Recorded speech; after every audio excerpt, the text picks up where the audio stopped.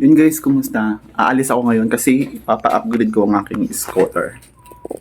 Upgrade ko siya, yung ito, papalitan ko siya ng monoring para pwede siya pang lubak-lubak, pati na rin yung back niya. Kasi pag may lubak-lubak, nahihirapan ako, buong katawan ko gumagalaw. Tara, samahan niyo ako.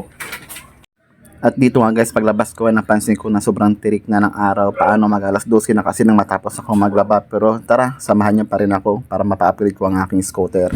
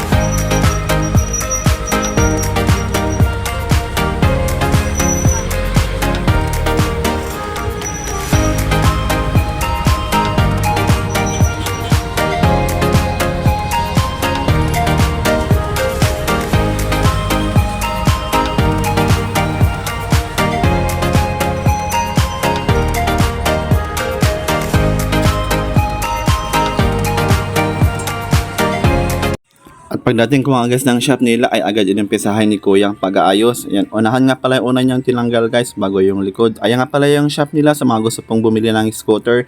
Sobrang laki po talaga ng tulong sa akin ng scooter kasi dati nakikipagsiksikan pa ako sa mga bus or jeep para lang makasakay.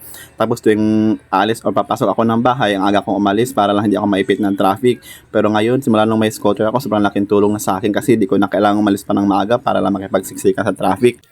Alas 8 kasi guys ng umaga ang pasok ko. Kung dati wala pang 6:30 or 6:20 umaalis na ako. Pero ngayon guys, kahit 7:20 na ako umalis ang bahay, hindi ako nalilate. Bagay, malapit lang din naman yung plancha pinag-dutyhan ko. Pero kung wala akong scooter, grabe guys, umaabot talaga lang sa oras yung biyahe ko. Kaya umaga ako umaalis.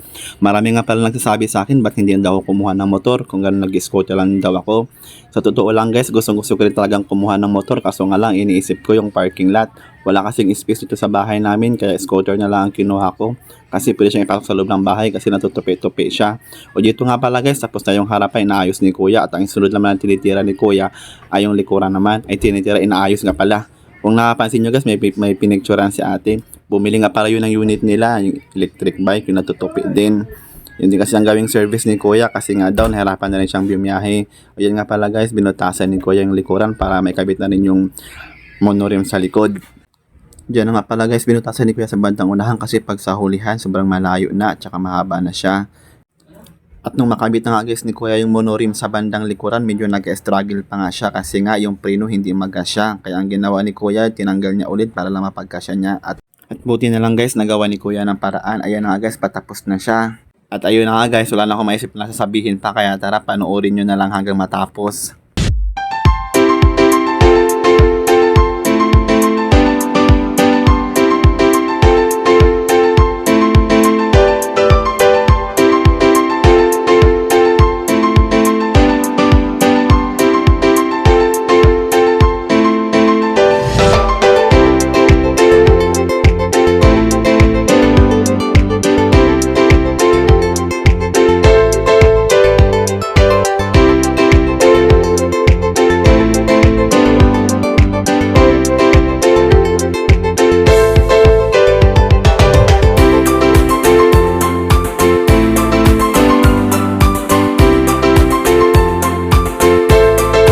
At dito nga guys ay natapos na ni Kuya. Ayan, nakita nyo naman diba, hinihigpitan ni Kuya para nga daw safe ang aking pag-rides.